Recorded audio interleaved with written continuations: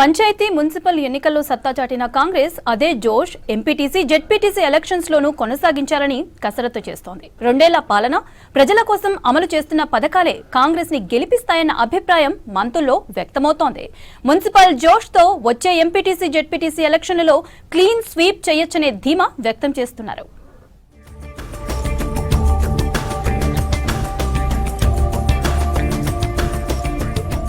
కాంగ్రెస్ అధికారంలోకి వచ్చిన 2 ఏళ్ల తర్వాత లోకల్ బాడీ ఎన్నికలు నిర్వహించింది. ముందుగా నిర్వహించిన పంచాయతీ ఎన్నికల్లో కాంగ్రెస్ బలపరిచిన అభ్యర్థులే ఎక్కువ శాతం విజయం సాధించారు. తర్వాత 2 నెలల గ్యాప్ లో జరిగిన మున్సిపల్ ఎన్నికల్లోనూ అత్యధిక స్థానాలను ఖాతాలో వేసుకుంది హస్తం పార్టీ. వరుస విజయాలతో కాంగ్రెస్ శ్రేణుల్లో జోష్ పెరిగింది.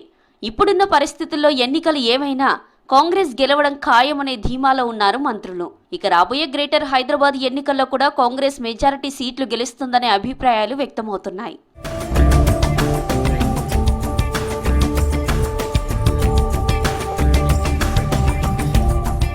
కాంగ్రెస్ అధికారంలోకి వచ్చి 2 ఏళ్లు పూర్తయింది. ప్రభుత్వం అమలు చేస్తున్న సంక్షేమ పథకాలు, అడ్మినిస్ట్రేటివ్ విధానమే విజయానికి ప్రధాన కారణమనే అభిప్రాయాలు వ్యక్తమవుతున్నాయి. ఇదే జోష్ గ్రేటర్ హైదరాబాద్ ఎంపీటీసీ జెడ్పీటీసీ ఎన్నికల్లో సత్తా చాటుతామని అంటున్నారు హస్తం లీడర్లు.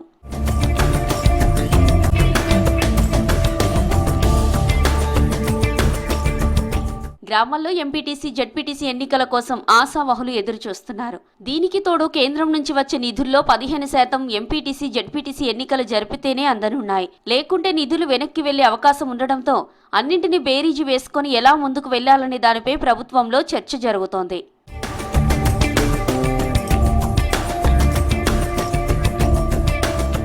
సర్పంచ్, మున్సిపల్ ఎన్నికల్లో భారీ విజయాలు దక్కించుకున్న అధికార పార్టీ ఇదే జోష్ కొనసాగించేందుకు ఎలాంటి నిర్ణయం తీసుకుంటుందోనని ఉత్కంఠ ఉంది. ఈ నెల 23న జరిగే కేబినెట్లో దీనిపై క్లారిటీ వచ్చే అవకాశం ఉంది.